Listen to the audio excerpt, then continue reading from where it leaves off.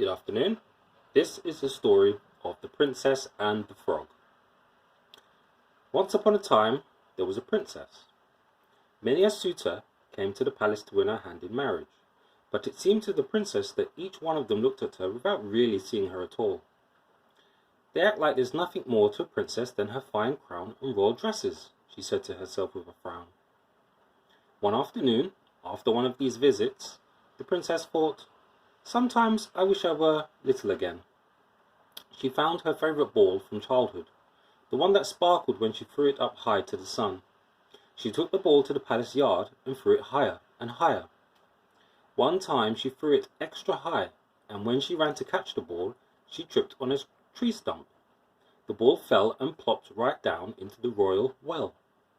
She raced over to fetch her ball before it dropped too far, but by the time she got there, she could no longer see it in the water.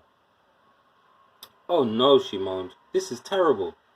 Just then a small green frog poked its head above the water. "Maybe I can help you," said the frog. "Yes," said the princess. "Please get my ball." "No problem," said the frog. "But first there's something I must ask of you." "What do you mean?" said the princess. "It's for you to spend time with me today," said the frog.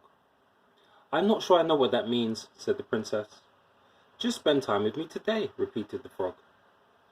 "All right then, fine," said the princess. "Now please, get my ball." "I'm on it," said the frog. He dived deep into the well. A few moments later, up he came with the ball, held high in one hand. "Thank you," said the princess, taking it from him. She turned to go. "Wait a minute," said the frog. "You promised to spend time with me today." "I already did," she said with a shrug, and the princess walked back to the palace. That night at dinner with her family and the royal advisors, there was a knock on the door.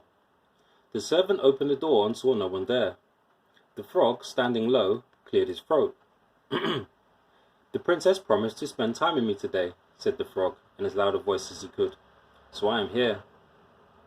"Daughter," said the king from the far end of the table, "did you promise to spend time with this frog as he claims?" "Sort of," said the princess. After a pause, she added, "Oh, very well, come on in." The servants quickly set a new place setting for the frog, and he hopped over to the royal dining table. Conversation turned to a topic of concern in the kingdom. None of the royal advisors knew what to do. "Father, if I may," said the princess, "perhaps we could—" "Stop!" said the king, cutting her off.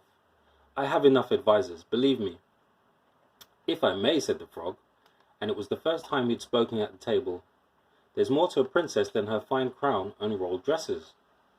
The princess stared at the frog. How could this little frog, more than anyone else, understand such a thing?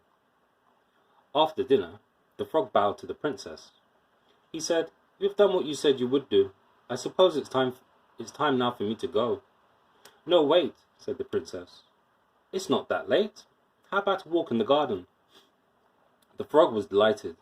The two of them walked in the royal garden. The frog, hopping along the stone wall so he and the princess were at the same level and could talk easily. They laughed about many things. Later, when the sun set, they admired the deep rosy reds it cast in the sky. The princess said, "You know, being with you tonight was a lot more fun than I thought." "I had a very good time too," said the frog. "Who knew?" said the princess with a laugh. She leaned over and kissed the frog lightly on his cheek. At once there was a puff of cloud and smoke. The small green frog had changed into a young prince. The princess jumped back in surprise, and who could blame her? The prince quickly told her not to worry, that all was well. Years before, an evil witch had put a spell on him, that he must stay a frog until he was kissed by a princess. The witch had laughed an evil laugh, saying, "Like that will ever happen," but it did. Now the prince and princess could get to know each other better. Years later, after they were married, they had a beautiful setting made for the ball and placed it on their royal dining table. And when the sunlight shone in through the palace windows, the ball sparkled for all to see.